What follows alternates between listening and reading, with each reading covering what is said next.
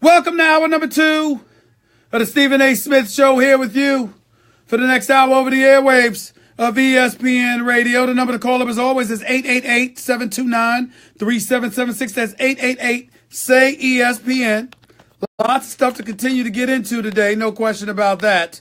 And I will definitely continue to do so. You're listening live to the Stephen A. Smith Show, which is being brought to you by Pennzoil Synthetics, taking synthetic motor oil performance to a whole new level. Make the switch to Pennzoil Synthetics today. Lots of stuff to get into. And I'll get back into Mike Tomlin and this ridiculousness of minority owners for the Pittsburgh Steelers wanting him out is so insulting. It's just so insulting. It really rakes my damn nerves. I'm not going to lie to you, to say the least. It really, really gets to me. No doubt about that.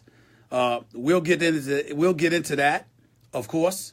We'll also get into we'll revisit the whole image issues supposedly that the NBA has, which is bogus to me.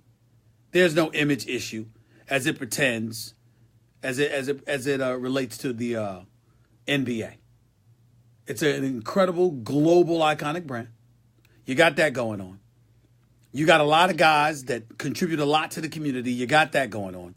They don't deserve there being this perception of an image problem because stuff almost went down at the Staples Center the other night and Aaron Aflalo threw a haymaker at a member of the Orlando Magic last night. The pronunciation of his name is what I struggle with, which is why I did not say it. Let me say this. There's no image problem.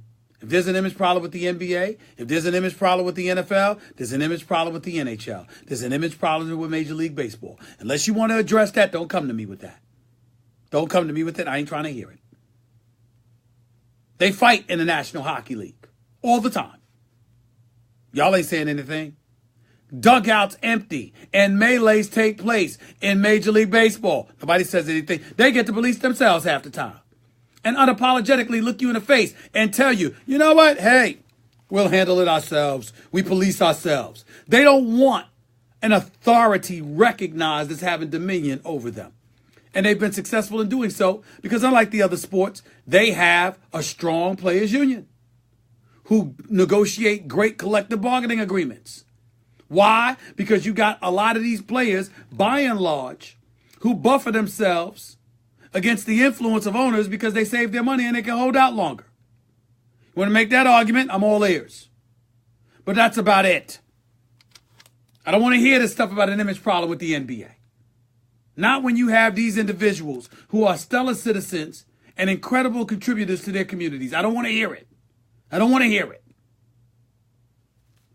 888-SAY-ESPN is the number to call up. That's 888-729-3776. I got to get to the subject of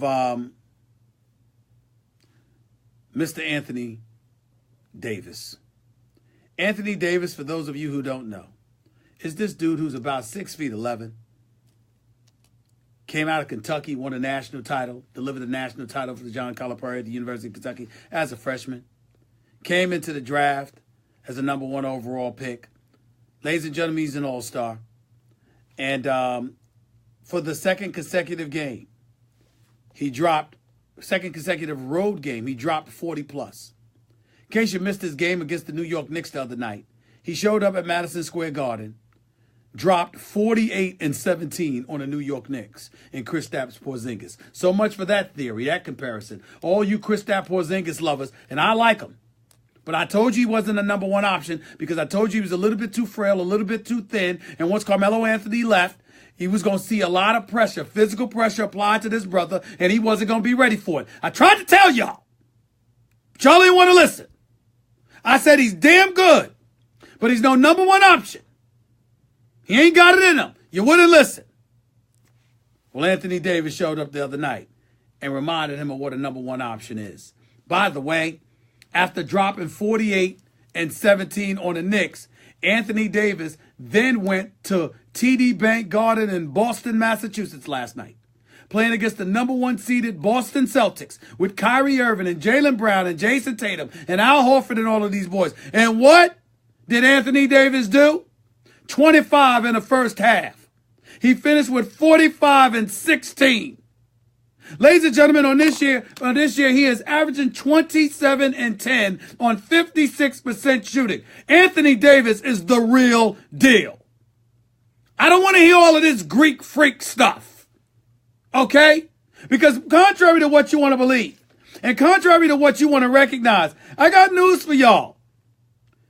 For all of y'all out there that want to just dismiss Anthony Davis and act like he's just another player, he's been in the league forever, blah, blah, blah.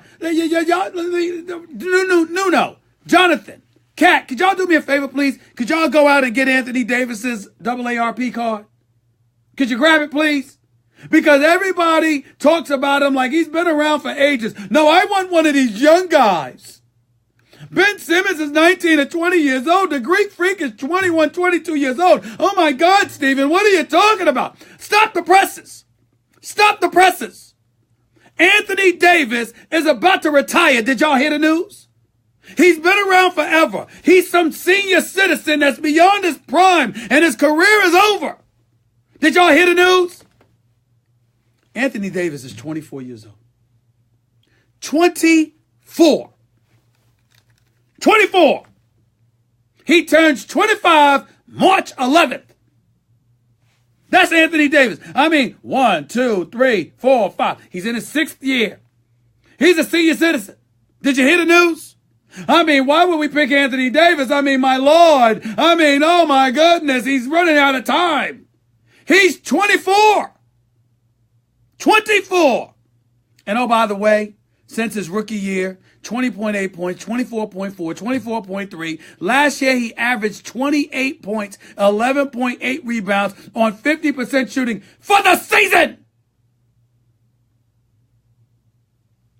And this year, I'm sorry, guys, gals, didn't you hear the news? He's slipping. He's only averaging 27.2 a game. By the way, the New Orleans Pelicans are 23 and 20. DeMarcus Cousins is his teammate. So is Drew Holiday. And Anthony Davis is a big-time name because I got news for you. There should be 2 competitors going all out to get him. The Boston Celtics should do everything they can to get him. For 2 reasons. Number 1, getting him, even if it's for Al Horford and a Jason Tatum. Getting Anthony Davis will make the Boston Celtics the favorites in the Eastern Conference. That's right, I said it. Anthony Davis with Kyrie Irving and Jaylen Brown and the rest of the Boston crew? Please. Yes, it would. And if not this year, definitely next year once Gordon Hayward came back. And oh, by the way, if you don't get in Boston, but you land in Cleveland, if Anthony Davis somehow, some way were to land in Cleveland, because Kobe Altman, under pressure to get something done, by the way, with the Cavs being old and slow and allergic to playing defense, evidently, Anthony Davis would have landed in Cleveland. And I'm not advocating for Kevin Love. I love Kevin Love. I think Kevin Love is a really good player that doesn't deserve it, doesn't get enough credit for what he brings to the table. I genuinely like Kevin Love. I really do.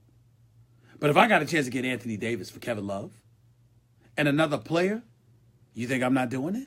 Are you insane? And could you imagine LeBron James with Anthony Davis? Oh, my Lord. Oh, my Lord. So much for the Golden State Warriors being the favorites, because I'm here to tell you, LeBron with Anthony Davis is a title. Without a doubt. He's that real. He is that real. And you want me to tell you what possibly could be standing in the way? LeBron James. LeBron James may very well have the keys to Anthony Davis landing in Cleveland. LeBron James may actually be the one preventing it from happening. How do I know this? I'll tell you in a minute. 888-SAY-ESPN is the number to call up. That's 888-729-3776. More of the Stephen A. Smith Show on ESPN Radio. minute.